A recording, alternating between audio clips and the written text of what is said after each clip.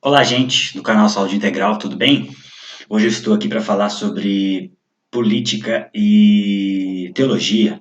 Por quê? Porque ontem aconteceu um evento importante nesse contexto, que foi a visita do Bolsonaro à Igreja Batista da Lagoinha, aqui em Belo Horizonte. E foi ontem, dia 7 de agosto, né, de 2022.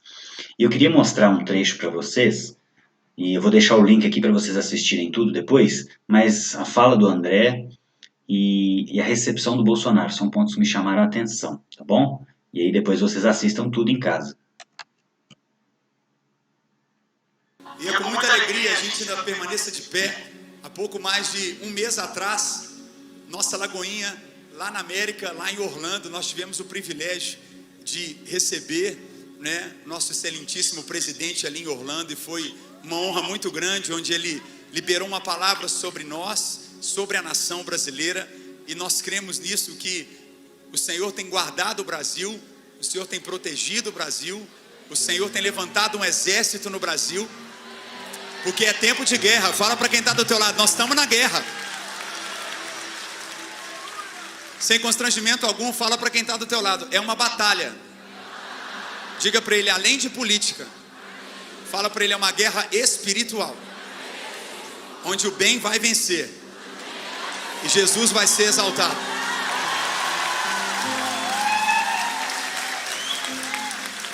Nós estamos aqui hoje com muita honra para receber, queria que nós realmente louvássemos a Jesus pela presença do nosso excelentíssimo presidente, a primeira-dama, Jair Messias Bolsonaro. Vem aqui, Michele, por favor, uma honra recebê-los aqui nessa manhã, em nome de Jesus.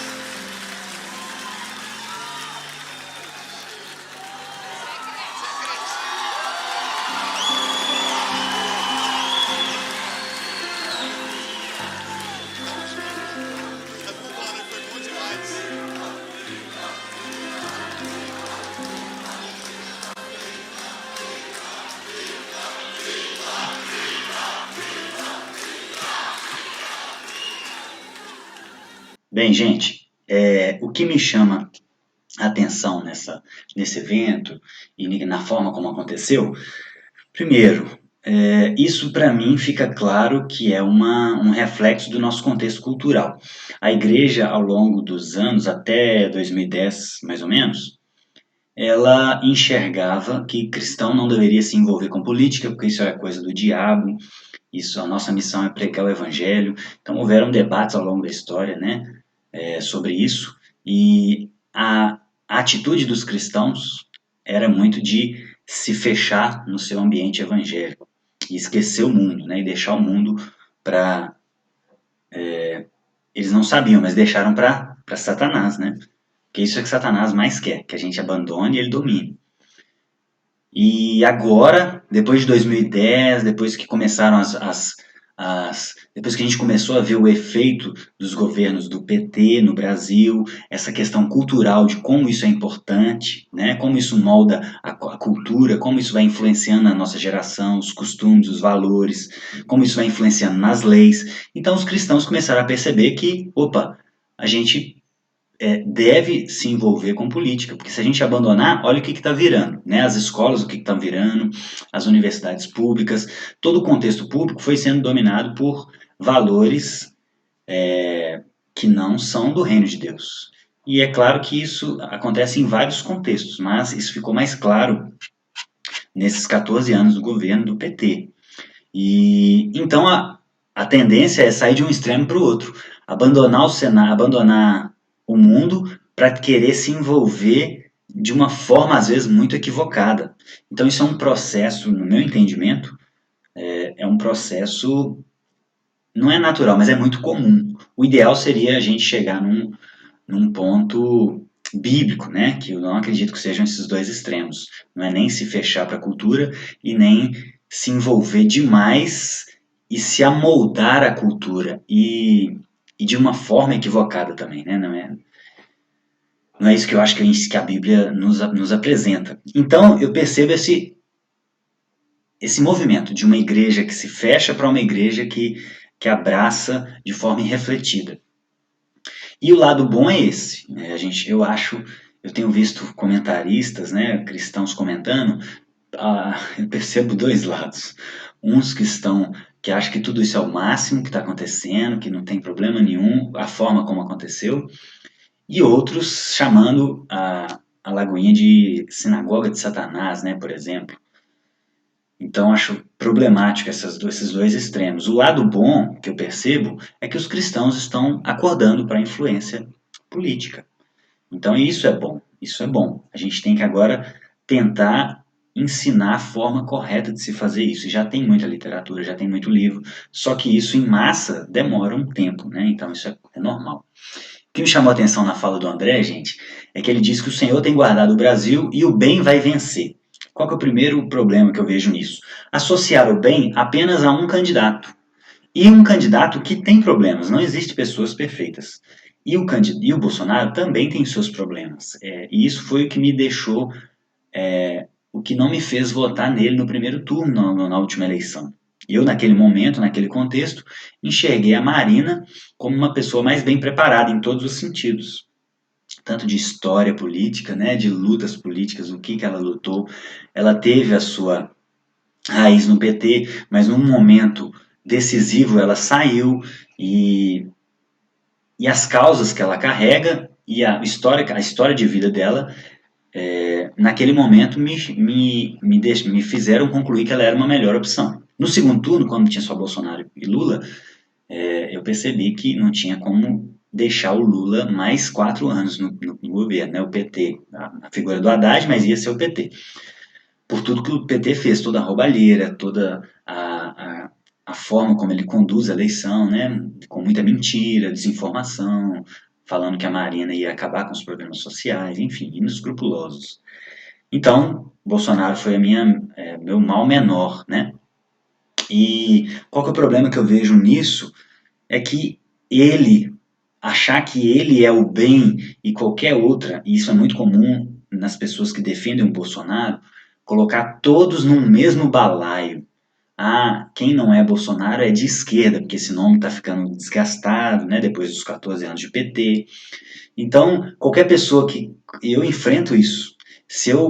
Quando eu estou conversando com alguém que é bolsonarista, se eu critico algum ponto do Bolsonaro, eu sou taxado imediatamente de liberal, de esquerdista, de alienado.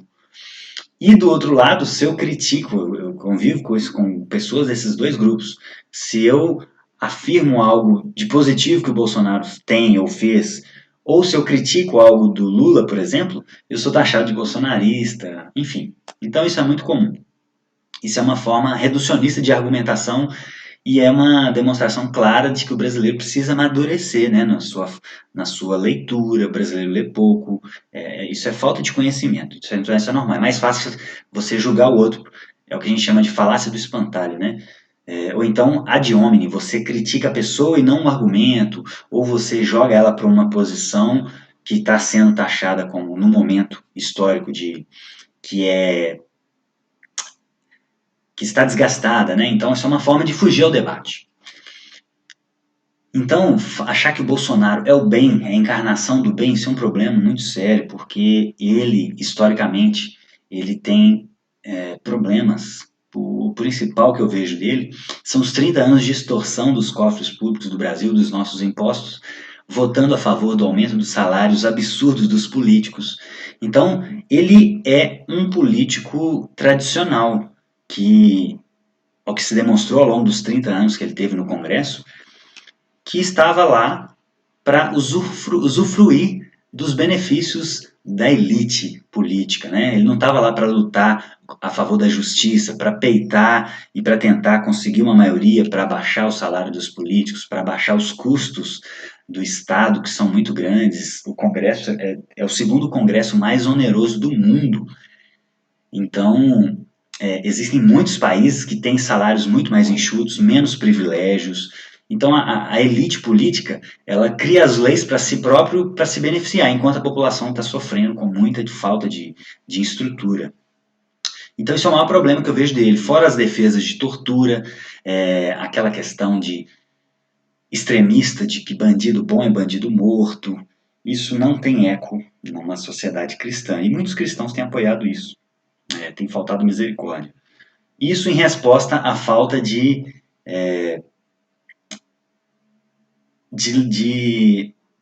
doutrina de outro lado também, né? Muitos também defendem um afrouxamento de leis e de forma injustificada, biblicamente também. Então ficam esses dois grupos extremos brigando. Um não quer punir de maneira nenhuma e o outro quer punir com a morte. Então é um problema. Então Bolsonaro não é a encarnação do bem, no meu entendimento. Ele tem muitos problemas e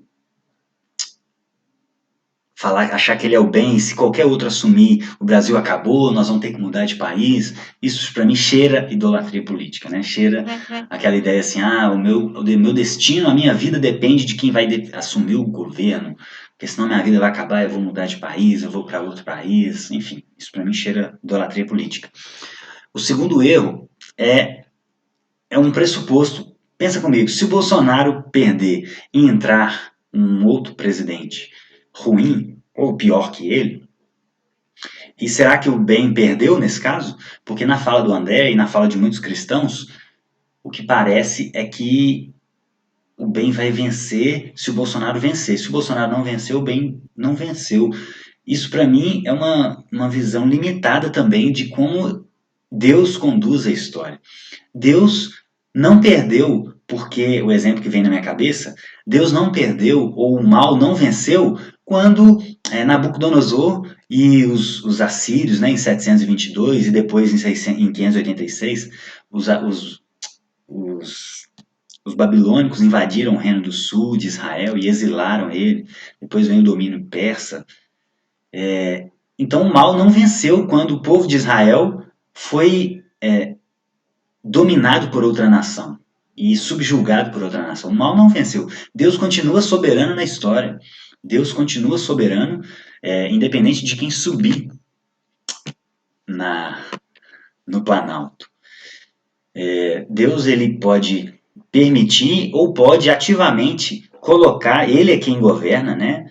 A gente está estudando sobre isso lá na igreja, então ele que coloca, ele que tira os governantes, não há autoridade que não seja colocada por ele, seja por vontade permissiva ou decretiva, e seja para o bem da nação ou para correção.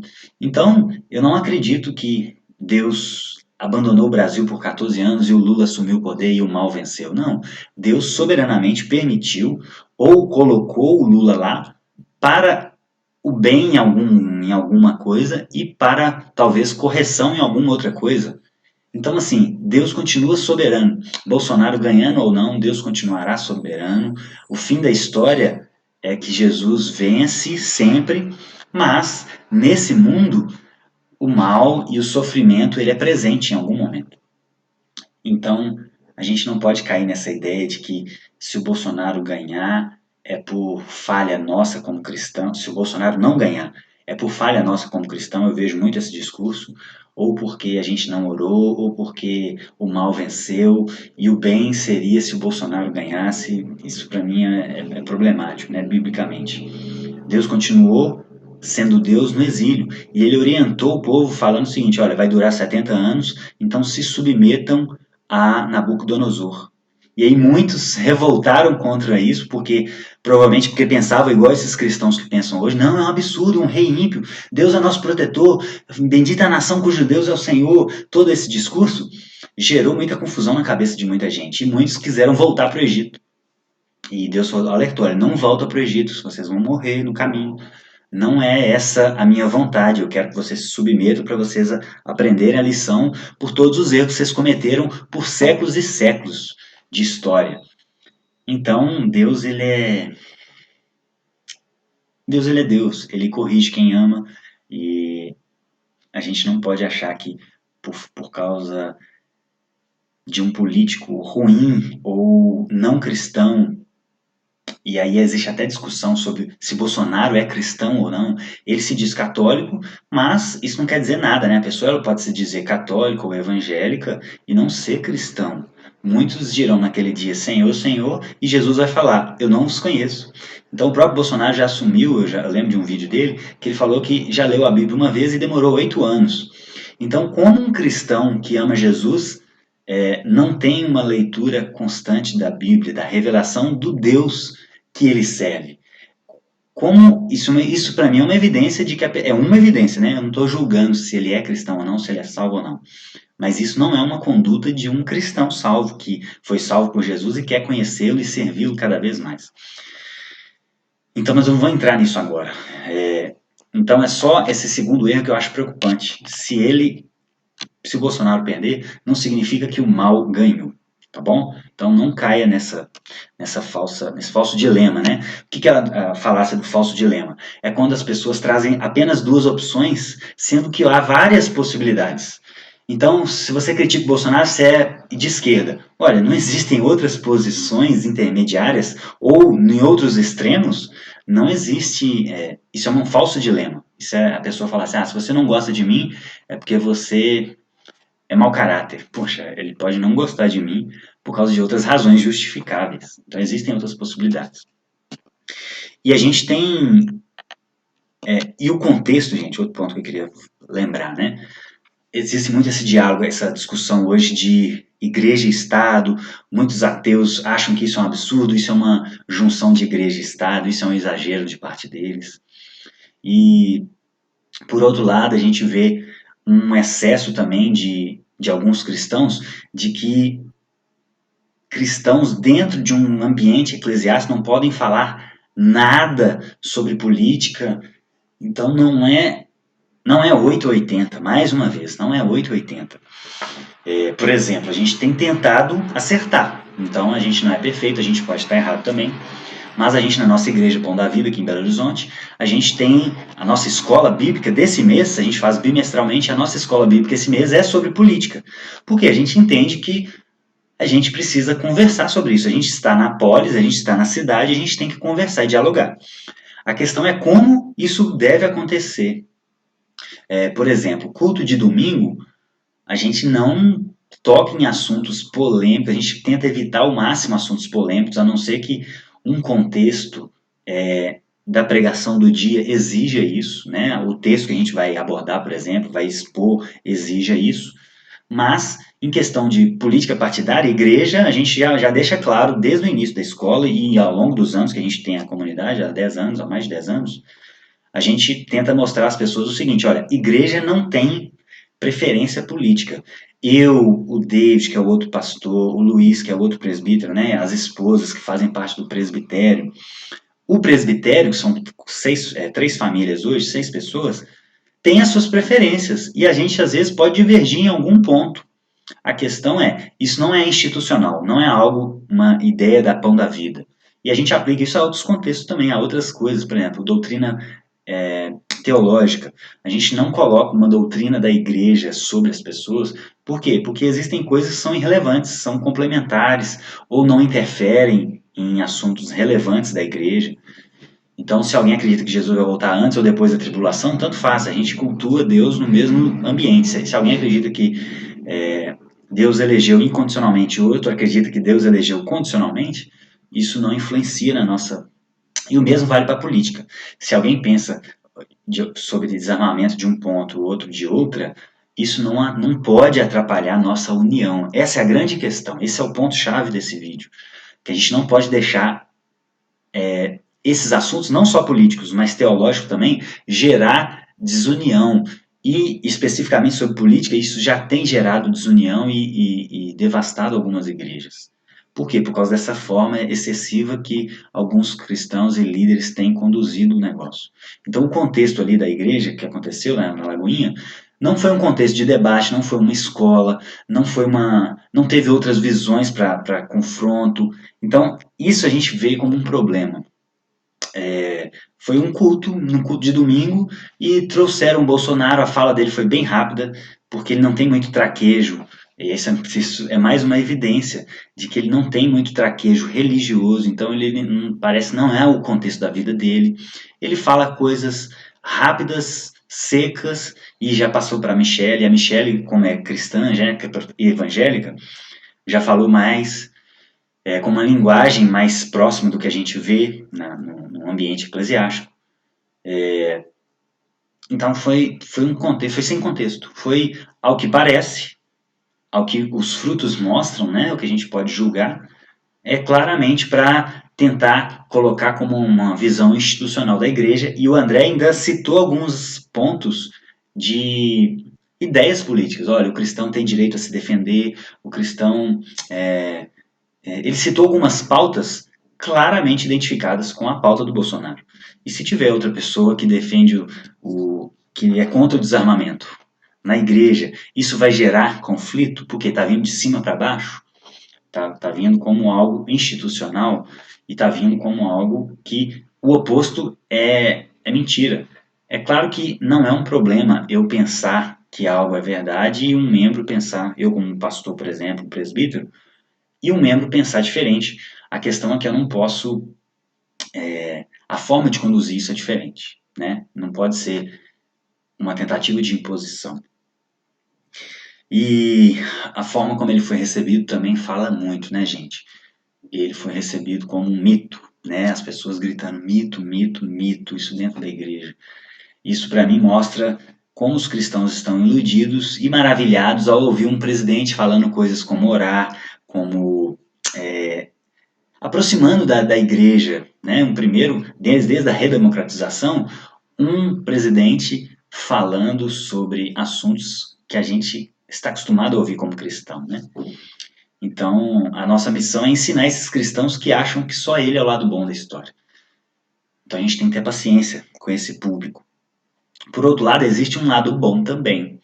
A gente não pode ser pessimista ao ponto, igual outros cristãos têm ido para um outro extremo, que não há nada de bom, que quem vota em Bolsonaro e em Lula não é cristão. Gente, para mim o sistema só permite isso. Então, num segundo turno, por exemplo, só vai ter duas opções. Então, a gente precisa ter critérios para tentar excluir qual é o mal menor.